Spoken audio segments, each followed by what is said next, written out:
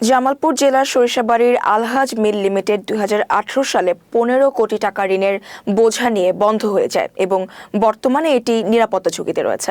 দীর্ঘদিন বন্ধ থাকার কারণে মিলের মূল্যবান মালামাল ও যন্ত্রাংশ চুরির শঙ্কা রয়েছে। ইতিমধ্যে কিছু যন্ত্রাংশ চুরি হয়েছে। 3 জন নিরাপত্তা প্রহরী মিলটি দেখাশোনা করছেন, কিন্তু তারা মিলের নিরাপত্তা দিতে পারছেন না। বিদ্যুৎ সংযোগ বিচ্ছিন্ন হওয়ার কারণে রাতের অন্ধকারে দুর্বৃত্তরা মালামাল চুরি করছে। মিলটি 1967 সালে 32 একর জমিতে স্থাপিত হয়, যেখানে পাটের তৈরি বস্তা, ব্যাগ এবং সুতা উৎপাদন হতো।